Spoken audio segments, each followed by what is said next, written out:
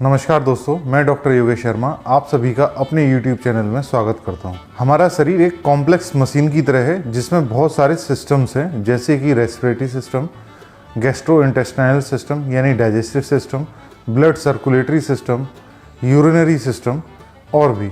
उसी तरीके से हमारे शरीर में बॉडी हीट रेगुलेटिंग सिस्टम भी होता है जो हमारे शरीर के तापमान को मौसम के तापमान के अनुकूल करके रखता है। जब गर्मियों के मौसम में हमारा शरीर बहुत अधिक तापमान के संपर्क में आता है तो उस स्थिति में ये सिस्टम काम करना बंद कर देता है, या ये कहिए कि अच्छे से रेस्पॉन्स नहीं कर पाता है, जिसकी वजह से हमारा शरीर गर्मी के हिसाब से अपने आप को अनुकूल या रेगुलेट नहीं कर पाता है। और इसी स्थिति को हीट स्ट्रोक या सन स्ट्रोक कहते हैं।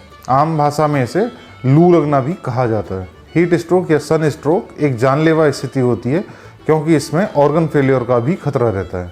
हालांकि सन स्ट्रोक या हीट स्ट्रोक से कोई अछूता नहीं है, लेकिन बच्चे, एथलीट्स, बड़े बूढ़े, डायबिटिक पेशेंट्स, एल्कोहलिक्स और ऐसे लोग जो धूप में कम बाहर निकलते हैं, इन लोगों को खतरा बहुत अधिक होता है।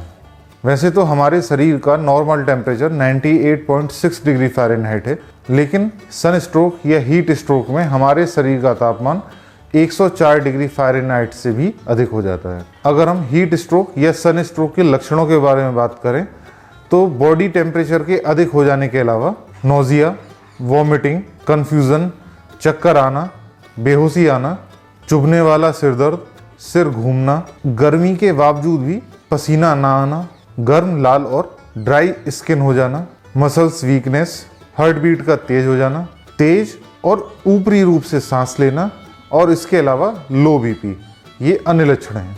अगर आप चाहते हैं कि आपको सन स्ट्रोक या हीट स्ट्रोक जैसी स्थिति ना हो, आपको लू ना लगे, तो ऐसी स्थिति के लिए बार बार पानी पिएं, बहुत ज़्यादा एक्सरसाइज ना करें, धूप में बाहर ना निकलें, हल्के रंग के और ढीले कपड़े पहनें, हल्का खाना खाएं, खाने में ऑयल और स्पाइसेस यानी मसालों का प्रयोग कम से कम करें। अगर आप किसी कारणवश बाहर निकल रहे हैं तो ऐसी स्थिति में सिर को और चेहरे को अच्छे से ढककर ही बाहर निकलें। आप इसके लिए गमछा या हैट का इस्तेमाल कर सकते हैं। साथ ही साथ आप समय समय पर अपने यूरिन के कलर को भी नोटिस करते रहें। अगर यूरिन का कलर डार्क हो रहा है तो ये बताता है कि आपके शरीर में पानी की कमी हो रही है, तो ऐसी स्थिति में पानी अधिक से अधिक पिएं। कोशिश करें कि बच्चों को धूप में ना निकलने दें। अगर आप कार से सफ़र कर रहे हैं और बच्चे साथ में हैं तो कभी भी बच्चों को कार में लॉक कर ना जाएं।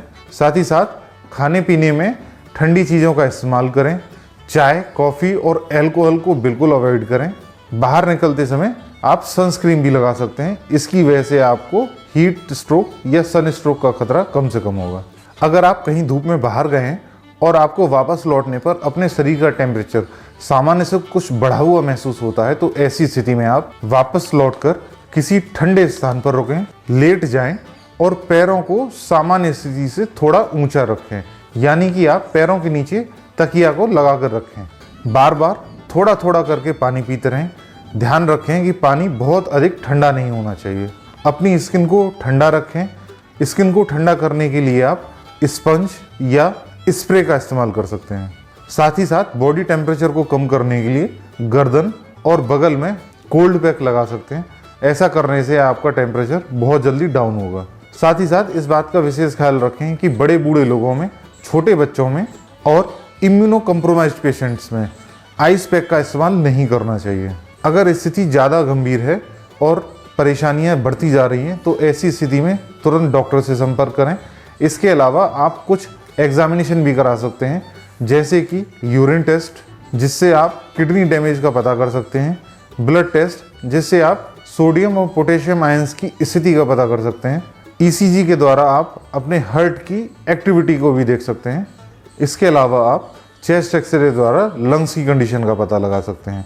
अगर अधिक आवश्यकता है तो एमआरआई या सीटी स्कैन भी कराया जा सकता है। अगर आप हीट स्ट्रोक या सन स्ट्रोक से बहुत ज़्यादा प्रभावित हैं, तबीयत लगातार बिगड़ती जा रही है, तो ऐसी स्थिति में कुछ दवाइयाँ लेनी चाहिए, जैसे कि एंटीहिस्टामिन्स, जैसे कि डाइफेनाइल हाइड्रामाइन, लोराटाडाइन, ऑक्सीमेटाजोलिन, फैक्सोफेनाडिन, कुछ डाइट पिल्स जैसे कि garcinia cambogia extract, hydroxycut, orlistat, raspberry ketones या मेराट्रिन, कुछ डायूरेटिक्स जैसे कि लेसिक्स, ब्यूटाडिमाइड, डेमाडेक्स, हाइड्रोक्लोरोथियाजिड, मेटाजोलोन, स्पाइरोनोलैक्टोन, अमाइलोरिड, एपिलेरिनोन या एसिटाजोलामाइड। कुछ सीडेटिव्स जैसे कि डाइजीपाम, एल्प्राजोलम, क्लोनाजीपाम, फिनोबार्बिटॉल या एमोबार्बिटॉल। कुछ एंटी कन्वल्जेंट्स जैसे कि कार्बामाजिपाइन, क्लोनाजीपाम, गाबापेंटीन, इथोसक्सिमाइड, लेमोट्रिगिन या फेनेटोइन। कुछ एंटी डिप्रेसेंट्स जैसे कि एमिट्रिप्टिलिन, डेसिप्रामिन, एमोक्सापाइन, फ्लोवोक्सामाइन, सर्ट्रालिन, सेलिजिलाइन या आइसोकार्बोक्साजिड। इसके अलावा कुछ बीटा ब्लॉकर्स जैसे ब्लड प्रेशर मेडिकेशंस जैसे कि एटिनोलोल, प्रोपेनोलोल, मेटोप्रोलोल या बिसोप्रोलोल। इन दवाओं को मरीज की स्थिति के अनुसार दिया जा सकता है। इसके अलावा आयुर्वेद में भी कुछ दवाओं का विवरण है जैसे कि मृत संजीवनी सुरा, चंद्रनादि चूर्ण और रत्नेश्वर रस।